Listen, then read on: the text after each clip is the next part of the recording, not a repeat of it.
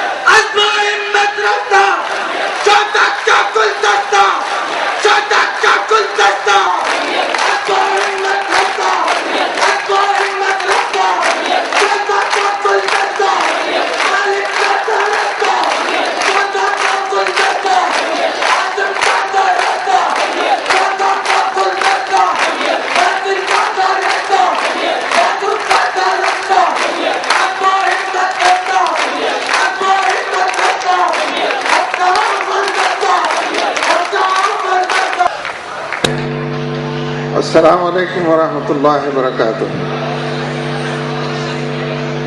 الحمد للہ رب العالمین والصلاة والسلام علی رسولہ الکریم وعلی آلہ وصحبہ اجمعین۔ اما بعد فاعوذ باللہ من الشیطان الرجیم بسم اللہ الرحمن الرحیم۔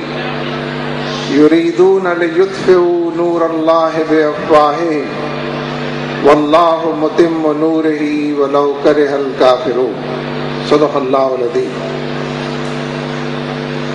محترم ناظم اعلیٰ برادرم سید عبدالرشید صاحب، محترم ناظم حلقہ احباب برادرم ظفر جمال بلوچ صاحب، محترم سابق ناظرین اعلیٰ، ذمہ داران جمعیت اور جماعت، حاضرین مجلس، میرے بھائیوں اور عزیزوں، مستقبل کی امیدوں، مجھے خوشی ہے کہ اسلامی جمعیت طلبہ نے تاریخ کا ادراک کرتے ہوئے جمعیت کے حوالے سے، اس کی سرگرمیوں کے حوالے سے، اس کی جد و جہد کے حوالے سے جو کشمکش اس نے مول لی ہے اور جس طرح ممولے اور شہباز کو لڑایا ہے، اس حوالے سے اسلامی جمعیت طلبہ نے اس کل پاکستان اجتماع میں اس بات کا اہتمام کیا کہ مل جل کر تاریخ کے جھروکوں میں جھانکا جائے، ماضی سے رشتوں کو استوار کیا جائے، جد و جہد کے ہر عنوان کو بصیرت اور بصارت کی آنکھوں سے دیکھا جائے، اور کشمکش کی ہر گھڑی کو سانس روک کر بھی اگر دکھائی دیتی ہو تو دیکھا جائے۔ جو لوگ تاریخ کو فراموش کر دیتے ہیں، فیصلہ یہ ہے کہ تاریخ ان کو فراموش کر دیتی ہے۔ جو تاریخ سے سبق لیتے ہیں، جو تاریخ کو دہرانے کی بات کرتے ہیں، جو تاریخ کے حوالے کو مضبوط کرتے ہیں، جو تاریخ کے حوالے سے اپنی پہچان اور شناخت اس کو اجاگر کرتے ہیں، وہ اپنی تاریخ کو بہتر سے بہتر بنانے اور مستقبل کو سنوارنے کے لیے کوشاں ہوتے ہیں۔ اس لیے اسلامی جمعیت طلبہ ایک زندہ اور تابندہ تحریک ہے، ایک ایمان سے اور ایمان کے جذبوں سے شاداب تحریک ہے۔ اس کا مسلسل یہ فرض ہے، ذمہ داری قرار پاتی ہے کہ وہ پیچھے کی طرف مڑ کر بھی دیکھے، حال کا بھی احاطہ کرے، اور مستقبل کے حوالے سے جو ذمہ داریاں عائد ہوتی ہیں، جو فرائض عائد ہوتے ہیں، ان کو پورا کرنے کے لیے اپنی پوری اجتماعیت کو بروئے کار لائے۔ مجھے اس بات کی خوشی ہے کہ سابق ناظمین اعلیٰ نے اپنے اپنے موضوع کے حوالے سے آپ سب کی بڑی رہنمائی کی ہے، سوچنے کے لیے مواد فراہم کیا ہے۔ زندگی جس ڈگر پر گزر رہی ہے اس کا جائزہ لینے، اثر نو زندگی کے آداب مقرر کرنے کی بات نہیں ہے، لیکن اثر نو اس بات کا جائزہ لیا جائے کہ ان آداب کی طرف ہم کس رفتار سے بڑھ رہے ہیں، کن جذبوں کو مہمیز دے رہے ہیں، کن کن حوالوں کو مضبوط کر رہے ہیں، اس لیے سابق ناظمین اعلیٰ نے اتنے متنوع موضوعات کے حوالے سے اتنی تفصیل اور جزیات کے ساتھ بات کی ہے کہ کچھ رہنے کو باقی تو نہیں رہتا، لیکن میں انہی امور کے بارے میں اور انہی سے استفادہ کرتے ہوئے چند باتیں آپ کی خدمت میں عرض کروں گا۔ دیکھیے یہ جو تربیت کا موضوع، یہ تربیت کا موضوع بڑا اپنے اندر وسعتیں رکھتا ہے، بڑی دور تک اس کی پہنائیاں۔ یہ تربیت تزکیہ بھی ہے، تعمیر سیرت بھی ہے، کردار سازی بھی ہے، انسانوں کو انسان بنانا بھی ہے، اپنے رب کی طرف چلانا اور بڑھانا بھی ہے، اور رب کی بندگی کے راستے پر پھر اس پورے کلچر کو اپنانا ہے جو نبی اکرم صلی اللہ علیہ وسلم سے ثابت۔ پورے 51 سال پہلے کی بات، ایک آدھ 2 مہینے کم ہو سکتے ہیں، لیکن پورے 50-51 سال پہلے کی بات ہے۔ ہم جمعیت کے اندر شامل ہوئے، جس حلقے کے اندر کارکن تھے ہمارے ناظم صاحب، ایک بہت ہی شفیق انسان تھے، اخلاق کا مرصع اور ہر حوالے سے ایک پیمانہ انسان تھے۔ وہ ہمیں ہر دوسرے یا تیسرے مہینے قبرستان لے کر جایا کرتے تھے۔ طریقہ واردات ان کا یہ تھا کہ محلے کی بستی کی مسجد میں ٹھیک رات کے 12 بجے ہم کو بلاتے تھے۔ ہم اس پورے حلقے کے اندر 5-6 کارکن تھے، ہم ان کی پکار پر لبیک کہتے تھے۔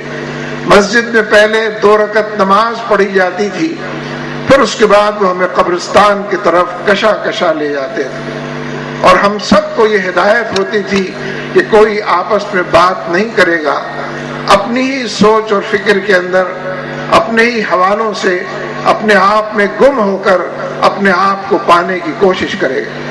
خاموشی کے ساتھ قبرستان پہنچتے تھے۔ ایک اندھیری رات، میرا تاثر یہ ہے، میری کبھی ہمت نہیں ہوئی کہ ان سے یہ پوچھ سکتا، ایک اندھیری رات وہ اس کے لیے منتخب فرماتے تھے۔ روشنی تو ویسے بھی نہیں اس زمانے میں ہوتی تھی، لیکن جب چاند کی روشنی بھی نہ ہو تو چاروں طرف اندھیرے کے علاوہ کچھ نہ ہوتا تھا۔ ہاتھ میں ان کے ٹارچ ہوتی تھی۔ قبرستان میں وہ داخل ہوتے تھے، ایک قبر کے سرہانے ہم کو کھڑا کرتے تھے، وہ قبر کے جو ڈہ گئی ہو، وہ قبر کے جس کے اندر جھانکنے سے ہی آدمی کو خوف لاحق ہوتا ہو، اپنی ٹارچ سے وہ اس قبر کے اندر لائٹ روشنی ڈالتے تھے، اور پھر ہم سے بآواز بلند یہ پوچھتے تھے، تم کیریئر کی تلاش میں ہو نا؟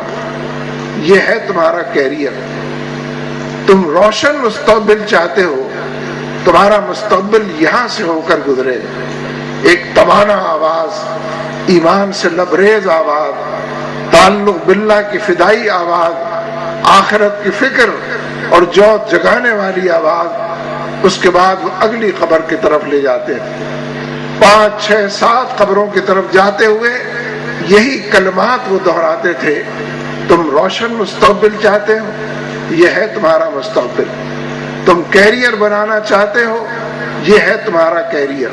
وہاں سے جب واپس لوٹتے تھے پھر ہدایت اور حکم یہی تھا کہ سب خاموش سفر طے کریں گے۔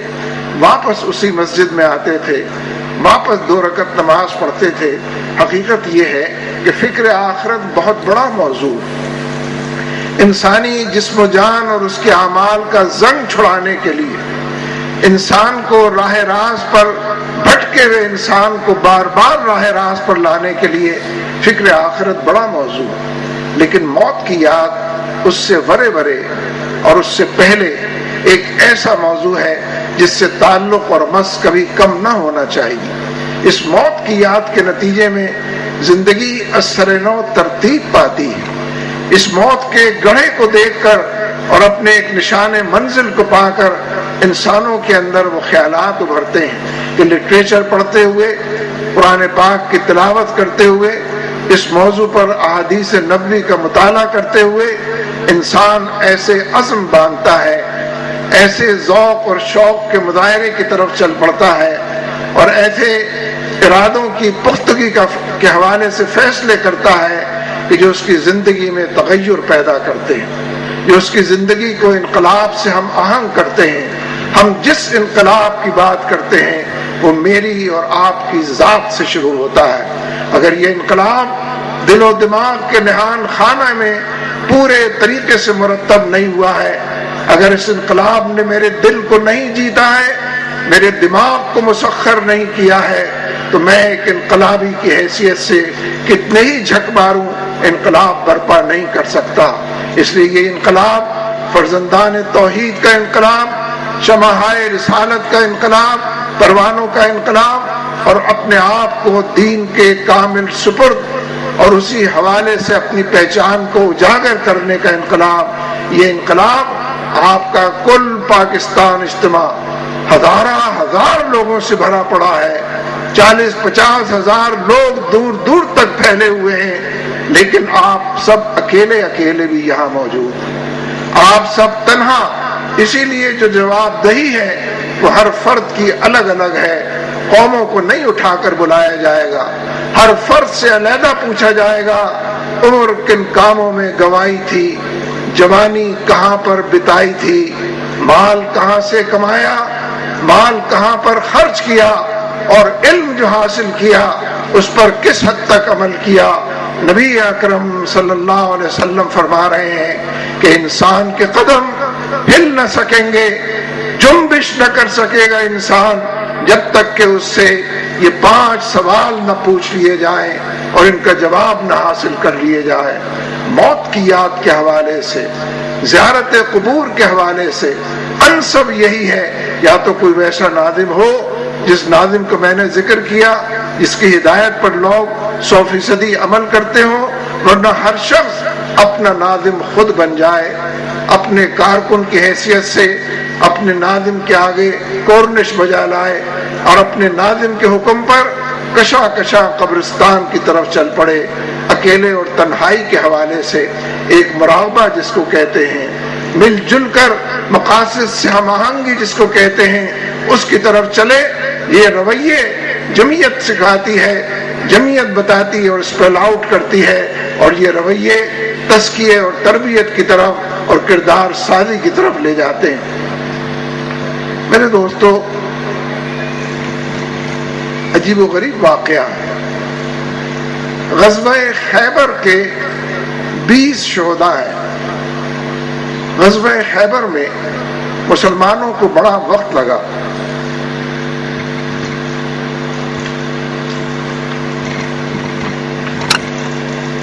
مسلمانوں کو بڑا وقت لگا دشمن کو زیر کرنے میں، فتح اور نصرت کو قربت اس سے پیدا کرنے میں۔ نبی اکرم صلی اللہ علیہ وسلم خیمہ زن تھے۔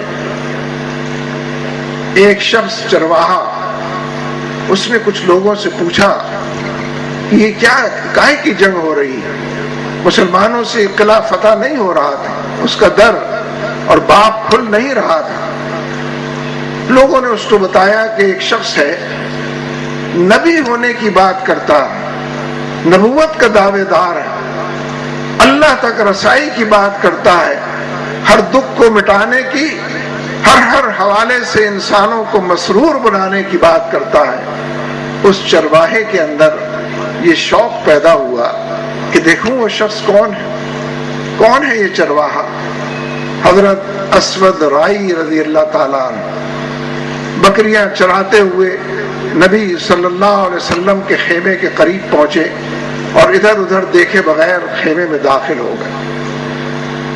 پوچھا کہ آپ کون ہیں، کیا چاہتے ہیں، کیوں آپ نے گھیراؤ کیا ہوا ہے ہمارے قلعے کا؟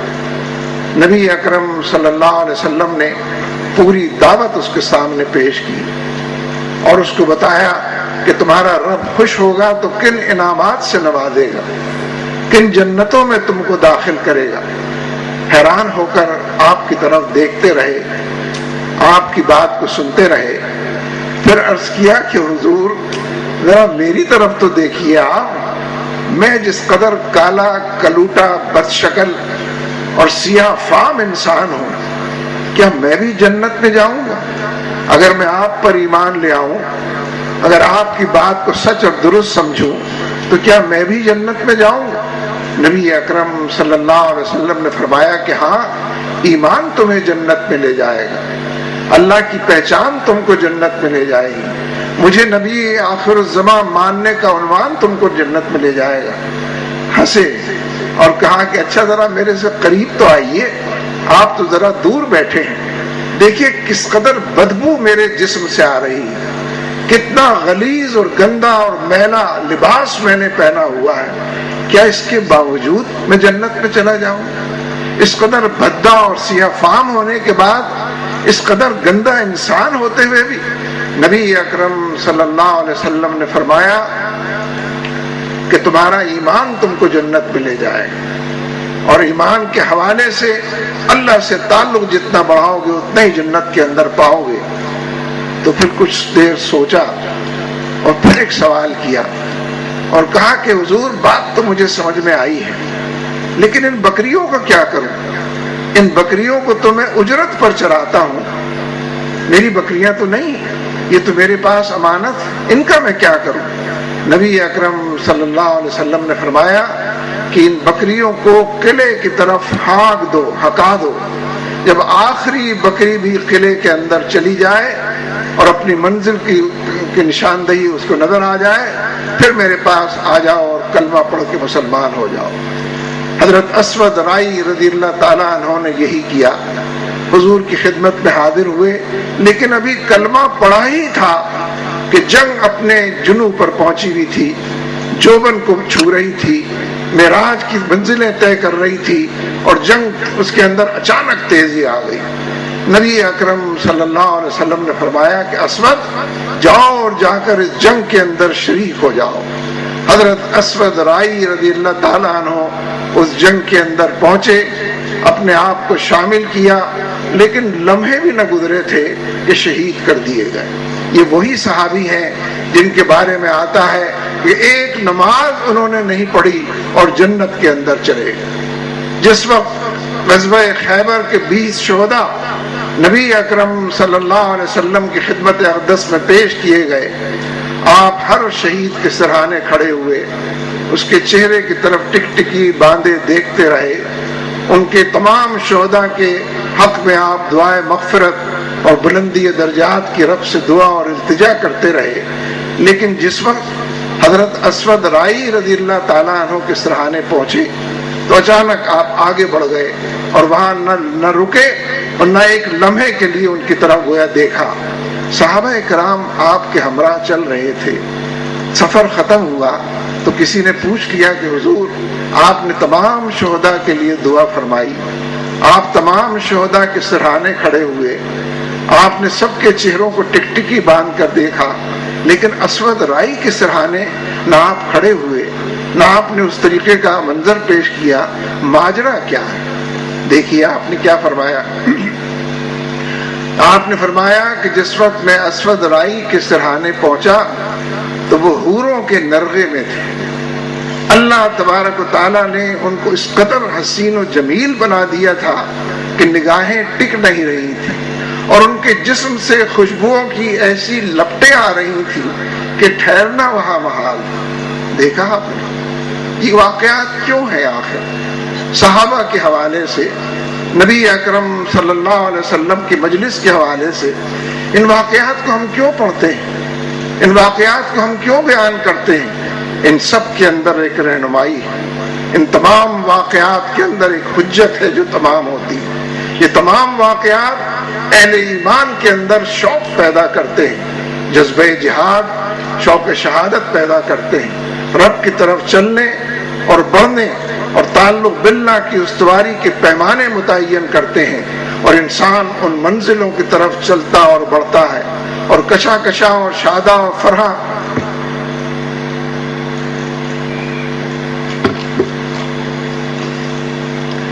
ان منزلوں کی طرف چلتا اور بڑھتا ہے، اور کشا کشا اور شادہ اور فرحہ اپنی جنت اور رب کی رضا کو اپنے لیے یقینی بنا لیتا ہے۔ اس لیے میرے دوستو، اسلامی جمعیت طلبہ اداروں کے ذریعے ترغیب کا کام کرتی ہے، شوق کے عنوان سجاتی ہے، دور تک شوق کی کہکشاں سجاتی ہے، دل و دماغ کے اندر رب سے تعلق کی آبیاری کرتی ہے۔ پھر اس کے بعد ہر شخص کا اپنا نصاب ہے، ہر کارکن کا اپنا نصاب ہونا چاہیے. اسے قرآن پاک کتنا پڑھنا ہے، کس تفہیم القرآن سے پڑھنا ہے، احادیث کے کس مجموعے سے استفادہ کرنا ہے. یہاں میں ایک بات اور کہنا چاہتا ہوں. تاثر عام طور پر ہم سب کے بارے میں یہ ہو چلا ہے کہ مطالعے میں ہماری بڑی کمی اور کجی پیدا ہو رہی ہے. مختلف دائروں میں میں اس کو دوسری طرح سمجھتا ہوں، آپ کسی اور طرح بھی سمجھ سکتے ہیں. میرا خیال ہے کہ مطالعے میں تو کمی نہیں ہے، لیکن زیادہ مطالعہ اخبارات کا اور رسائل کا ہوتا ہے. ٹھیک ہے، یہ بھی ضروری ہے، لیکن جسے کتاب کہتے ہیں، کتاب کے پڑھنے کے لیے جس دل گردے کی اور تحمل اور بردباری کی اور وقت کے ایثار کی اور توجہ اور انعماق کی اور خشوع اور خضوع کی ضرورت ہوتی ہے، کتاب کا مطالعہ وقت گزرنے کے ساتھ نہ صرف گھٹ رہا ہے بلکہ جا بجا ناپید ہو رہا ہے. اس لیے جب یہ بات ہے کہ آپ خود ہی اپنے ناظم بن کر اپنے کارکن کی رپورٹ وصول کریں اور اپنے دل و دماغ کی دنیا میں جس طریقے سے شیطان نے جال بچھائے ہوئے ہیں اور نفس نے ڈورے ڈالے ہوئے ہیں ان سے باخبری حاصل کریں، ان تک پہنچ اور رسائی پیدا کریں کہ میرے جسم و جان میں، میرے خیالات کی دنیا میں، میرے احساسات کی دنیا اور اس سے ماورا کہاں کہاں سے نقب لگ رہے ہیں، میرا نفس کس کس طریقے سے دھوکہ دے رہا ہے اور شیطان کہاں کہاں آلتی پالتی مار کر بیٹھا ہے. ان سب چیزوں کی طرف توجہ کی ضرورت ہے اور اس توجہ میں مطالعہ سب سے اہم کردار ادا کرتا ہے.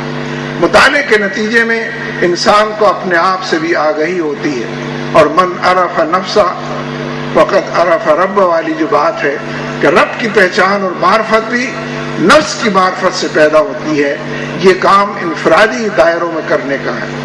آپ میں سے ہر کارکن کو، ہر شریک اجتماع کو اپنا نصاب مطالعہ، اپنے نصاب کے حوالے سے اپنی کارکردگی، اپنے نوافل کے اہتمام کے حوالے، اس لیے کہ میں نے صبح بھی یہ بات کہی تھی، پھر اس کو دہراتا ہوں کہ ویسے تو یہ سب سے آسان کام اس لیے آسان کام ہے کہ ہم جس منزل کی طرف سرگردہ تلاش میں نکلے ہیں، ہم جس رب کی رضا خوشنودی کی بات کرتے ہیں اور جس غلبہ دین اور اقامت دین کی جد و جہد کرتے ہیں، جس کے لیے کام کر رہے ہیں، اسی سے تعلق کمزور ٹھہرے.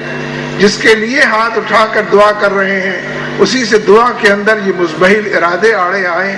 لہذا ان چیزوں میں ناگزیر ہے کہ رب سے تعلق کی مضبوطی، نبی اکرم صلی اللہ علیہ وسلم کی سنتوں اور ان کے ساتھ تعلق کا ایک حوالہ دیکھیے. صحابہ کرام کے جو فضائل گنوائے جاتے ہیں، جو مناقب بیان کیے جاتے ہیں، جو خصلتیں ان کی جا بجا لکھی جاتی ہیں اور پڑھی جاتی ہیں، وہ سب اپنی جگہ، لیکن ایک بنیادی بات صحابہ کرام میں جو نظر آتی ہے، اور وہ تربیت کا بھی کلیہ ہے، وہ تزکیے کا بھی عنوان ہے، اور انسانوں کو راہ راست پر لانے کا طریقہ ہے کہ صحابہ کرام کے حوالے سے بنیادی بات یہ سامنے آتی ہے کہ جب ان کے کانوں نے نبی اکرم صلی اللہ علیہ وسلم کے زبان مبارک سے کوئی بات سن لی تو جو ترک کرنا تھا ترک کر دیا، جو اختیار کرنا تھا اختیار کر لیا.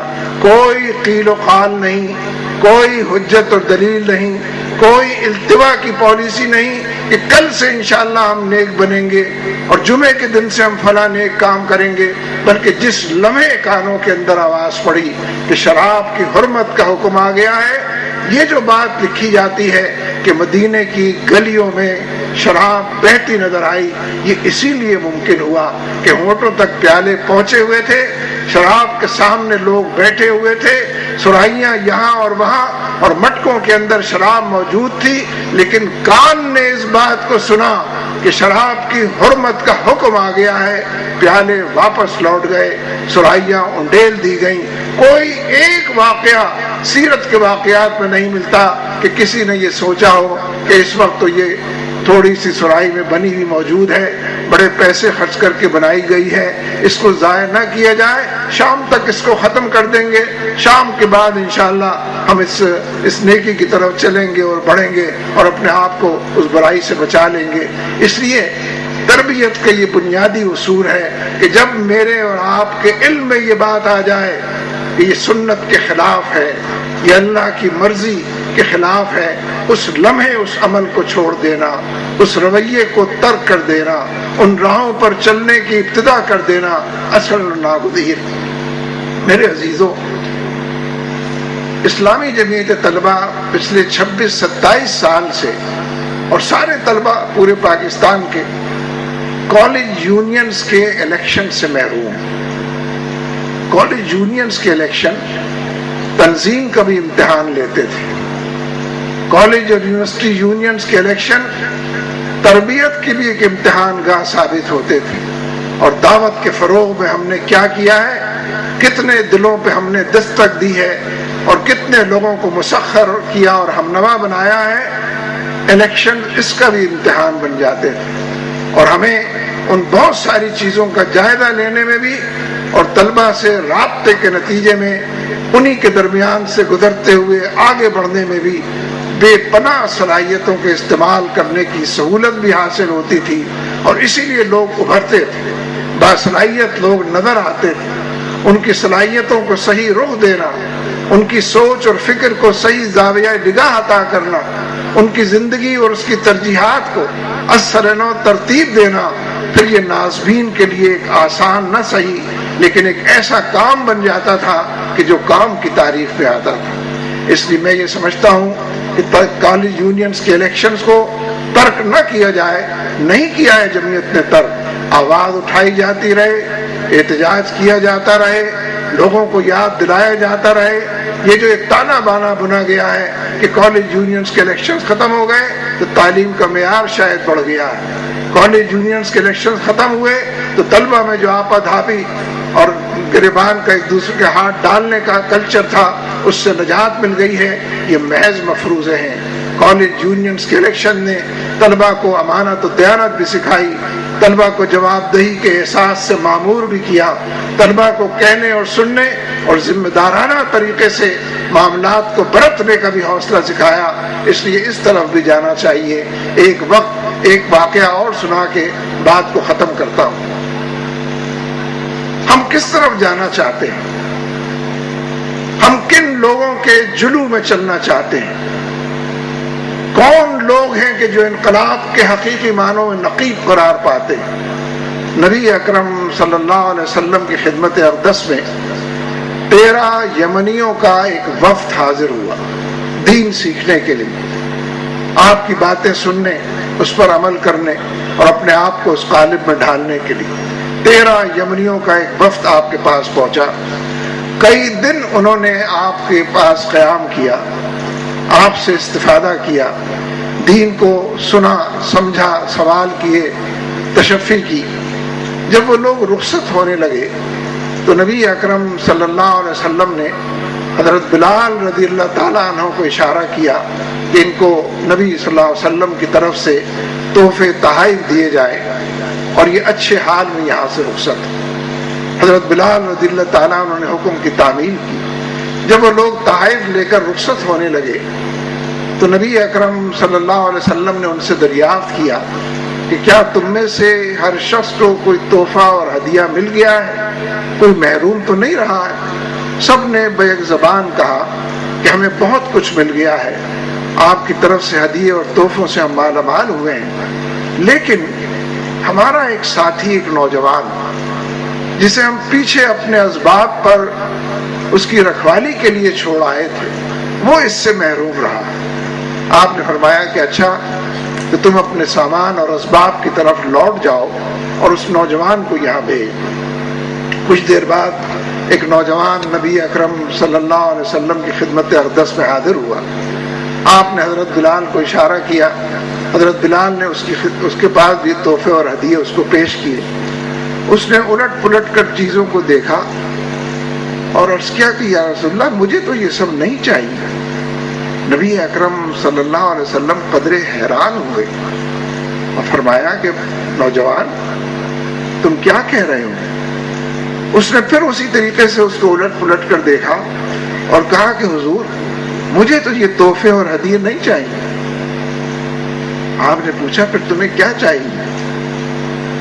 اس نے کہا حضور ایک مستغنی قلب چاہتا ہوں، ایسا دل مجھے عطا ہو جائے جس کی طبیعت کے اندر بے نیازی اور استغنا ہو. اچھا اور کیا چاہتے ہیں؟ حضور آپ کی دعا چاہتا ہوں اور جنت میں آپ کی قربت چاہتا ہوں. نبی اکرم صلی اللہ علیہ وسلم حیران ہوئے کہ نوجوان کیسی باتیں کر رہا ہے. آپ نے فوراً دعا کے لیے ہاتھ اٹھا دیے، اس کی مغفرت کے لیے بھی، درجات کی بلندی کے لیے بھی. سب دعائیں کرنے کے بعد کہا کہ بلال اس کو اوروں کے مقابلے میں زیادہ ہدیوں سے تحفوں سے نوازو، اور اس سے کہا کہ میری طرف سے یہ چیز قبول کرو. آپ نے دیکھا اس نوجوان کے بارے میں یہ جو استغنا ہے طبیعت کا. میں جمعیت کے زمانے میں بالخصوص اور جمعیت سے فارغ ہونے کے بعد بہت دیر تک، اب نہیں لیکن بہت دیر تک اپنے ساتھیوں سے، جمعیت کے رفقا سے یہ بات کہتا رہا ہوں کہ تحریک اسلامی کو اپنا کیریئر بنائیے. اگر آپ نے تحریک اسلامی کو اپنا کیریئر نہ بنایا تو خواہش کے باوجود خدمت نہیں کر سکو. تمہارا کیریئر اگر کچھ اور ہوگا تو کیریئر تو جذب و انجذاب سے گزارتا، کیریئر تو سارا وقت کھا جاتا، کیریئر تو ساری صلاحیتیں جذب کر لیتا ہے. کیریئر تو بنانے کے لیے آدمی نت نئے پاپڑ بیلتا ہے. اگر تحریک اسلامی کو کیریئر بناؤ گے تو جو تمہاری تقدیر میں، قسمت میں لکھا ہے، اور اللہ تبارک و تعالیٰ قادر مطلق ہے، تمہیں دنیا میں بھی کوئی تکلیف نہیں ہوگی. اور اگر ہوگی تو ایسی تکلیف ہوگی جو اوروں کو تکلیف نظر آئے گی، تم کو راحت اور سکون اور سکینت کی دنیا بسی ہوئی دور تک دکھائی دے گی اور نظر آئے گی. اس لیے تحریک کو اپنا کیریئر بنائیے، تحریک کو اوڑھنا بچھونا بنائیے. یہ جس معاشی نظام کے تحت ہم زندگی بسر کر رہے ہیں، یہ ظالمانہ نظام، یہ لوگوں کی بگڑی کو بنانے والا نہیں، بنے ہوئے لوگوں کو بگاڑنے والا نظام. کل سے بہتر آج ہو اور آج سے بہتر ہو کل، اس عنوان کو سجانے والا نظام ہے.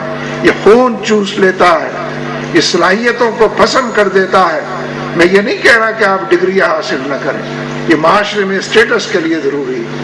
یہ اپنی وزنی بات کو یہ بتانے کے لیے کہ وہ واقعی وزنی ہے، ان ڈگریوں سے یہ فائدہ بھی ضرور اٹھائیے. لیکن کیریئر اس نوجوان کی اس گفتگو سے لگتا ہے کہ کیریئر تو رضا الہی کا نصب العین، پھر یہی اوڑھنا بچھونا ہو، پھر یہی اول و آخر ہو، پھر یہی ملجا اور ماوا ہو. پھر شکایات بھی کم ہو جاتی ہیں، پھر اجتماعی دائرے کے اندر احساس تنہائی بھی دور ہو جاتا اور بہت دور کہیں نکل جاتا ہے. اس لیے میں آپ سے درخواست کر رہا ہوں، آپ جہاں جس مقام پر ہیں، آپ جس گھریلو زندگی کے اندر رچے بسے ہیں، آپ کے گھر والوں کا جو بھی اسٹیٹس ہے، آپ فیصلہ کر لیجئے. آپ کا یہ فیصلہ آپ کے لیے بھی، تحریک کے لیے بھی، آپ کے مستقبل کے لیے، آپ کی آخرت کے لیے، اور اس دنیا کو سنوارنے کے لیے، حالات کو بہتر بنانے کے لیے آپ کا یہ فیصلہ ان تمام دائروں میں انشاءاللہ اپنے آپ کو منوائے گا. ویٹو آپ کو جانتے ضرور ہوں گے، لیکن میرا اپنا مشاہدہ اور تجربہ یہ ہے کہ جن لوگوں نے، اور ایک بڑی تعداد ہے جمعیت کے لوگوں کی، کہ جن لوگوں نے تحریک کو اول و آخر قرار دیا، اس کے لیے بے شمار قربانیاں بھی دی، ایثار کا پیکر بھی بنے. لیکن بحیثیت مجموعی زندگی جس ڈگر پر گزر رہی، اس ڈگر پر اس کا کوئی اور بدل و تلاش نہ کر سکے، اور حقیقی معنوں میں اپنے رب کی رضا کے راستے کو اور ان منزلوں کو عبور کرنے کو آسان سے آسان تر بنا سکے. اس لیے میرے عزیزو، اور جب میں کہتا ہوں مستقبل کی امیدوں، تو یہ تحریک تو آپ کی ہے. میرے جیسے لوگوں نے تو گزار لیا، اور اللہ تعالیٰ سے دعا کرتے ہیں کہ جو باقی ہے وہ بھی گزر جائے خیر سے، عافیت سے، اور اللہ کی رضا کے لیے گزر جائے. لیکن مستقبل اس تحریک کا آپ کے ہاتھ میں، آپ کی سوچ بچار کے زاویوں میں اس کا مستقبل ہے. اور زندگی کو جس ڈگر پر ڈالنا اور گزارنا ہے، فی الحقیقت ان تمام آسائشوں سے آراستہ پیراستہ کرنے کا مستقبل یہ آپ کے ہاتھ میں ہے. اس لیے یہ فیصلہ کیجیے، اس عزم سمیم سے اپنے آپ کو مسلح کیجیے، اس سوچ بچار سے دل و دماغ کی دنیا کو مزین کیجئے. آپ جب فیصلہ کر لیں گے یہ دنیا آپ کا کچھ نہ بگاڑ سکے گی انشاءاللہ. اس دنیا کے تگ و تاز، اس دنیا کی ترجیحات، اس دنیا کی نیرنگیاں، اس دنیا کے اندر ہی سب کچھ ہو کر اپنا سب کچھ اس پر نچھاور کرنا، ان لوگوں کی کیفیت سے بھی آپ آشنا ہوں گے. اور دل و دماغ کی دنیا ایک مستغنی قلب کے حوالے سے اور اپنے رب کی رضا اور راستہ اور نبی اکرم صلی اللہ علیہ وسلم. ذرا اس نوجوان کی جرأت کو تو دیکھیے. جرأت کا لفظ تو بہت چھوٹا بے معنی سا لفظ ہے. کیا نام دیا جائے کہ وہ نوجوان نبی اکرم صلی اللہ علیہ وسلم سے کہہ رہا ہے کہ آپ کی رفاقت چاہتا ہوں، جنت میں آپ کی پڑوس چاہتا ہوں. کیسے بلند عزائم ہے، کیسا بلند مرتبہ انسان ہے. کس طرح دل و دماغ کی دنیا وہ جو آتا ہے کہ وَلَٰكِنَّ اللَّهَ حَبَّبَ إِلَيْكُمُ الْإِيمَانَ وَزَيَّنَهُ فِي قُلُوبِكُمْ وَكَرَّهَ إِلَيْكُمُ الْكُفْرَ وَالْفُسُوقَ وَالْعِصْيَانَ أُولَٰئِكَ هُمُ الرَّاشِدُونَ. یہی لوگ صحیح راستے کے اوپر ہیں. کون لوگ؟ قلب و دماغ کی دنیا کو ایمان سے مزین کرنے والے اور گناہ اور معصیت اور اللہ کی نافرمانی کانپ جانے والے اس بات سے. اللہ تعالیٰ ہم سب کا حامی و ناصر ہو.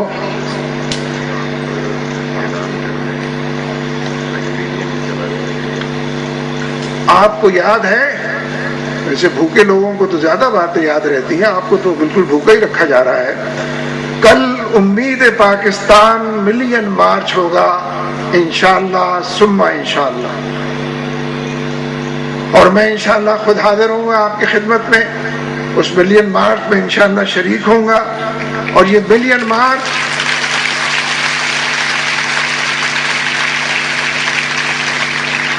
دیکھیے ہمارے اختیار میں کچھ بھی نہیں ہے. سارے اختیارات کا مرکز اللہ تبارک و تعالیٰ کی ذات ہے. ملین مارچ میں کتنی برکت ہوتی ہے، کتنی رحمتیں نازل ہوتی ہیں، کتنی توفیق سے ہم نوازے جاتے ہیں، کتنا فضل اس کا شامل حال ہوتا ہے، کتنا ہمارے کاموں کے اندر برکت کا عنوان ابھرتا ہے. ہم تو ٹوٹے پھوٹے الفاظ میں بعض اوقات دعا بھی ٹھیک سے نہیں کر پاتے، لیکن ہم اس کا اعلان کر رہے ہیں اچھے جذبوں اور جذب جنو کے ساتھ کر رہے ہیں. ہم اس حوالے کو مضبوط کر رہے ہیں کہ مولا گئے گزرے حالات کے اندر چاروں طرف برف پڑی ہوئی، لگتا ہے کہ فریز ہو گئے سارے لوگ. علم رکھتے ہیں لا علم سے نظر آتے ہیں، واقفانہ حال ہے نا واقف سے دکھائی دیتے ہیں، جانتے ہوئے انجان سے دکھائی دیتے ہیں. بتوں سے تجھ کو امیدیں، خدا سے نا امیدی والی بات نہیں ہے. ہم خدا ہی سے یہ امید رکھتے ہیں کہ ہماری اس جد و جہد کو قبول فرما لے، ہماری اس کوشش اور کاوش کو. پورے راستے ہم انشاءاللہ نعرے بھی لگائیں گے، بھرپور اس کا جواب بھی دیں گے، لیکن اپنے رب سے بھی تعلق کو مسلسل بڑھائیں گے اور اپنی زبان کو ورد سے اور ذکر سے تازہ تر و تازہ رکھیں گے اور اپنی امید کے چراغ کو اور اس کی لے کو اور اس کی لو کو مزید روشن اور تیز کریں گے. اس لیے کل کے ملین مارچ کو یاد رکھیے، ابھی سے اس کی تیاری کیجیے، اور دل و دماغ کی دنیا میں اگر ویرانے بسے ہوں تو اللہ کے ذکر سے ان کو بسائیے. اللہ تبارک و تعالی ہم سب کا حامی و ناصر ہو. اقول قولی ھذا استغفر اللہ لی ولکم ولسائر المؤمنین.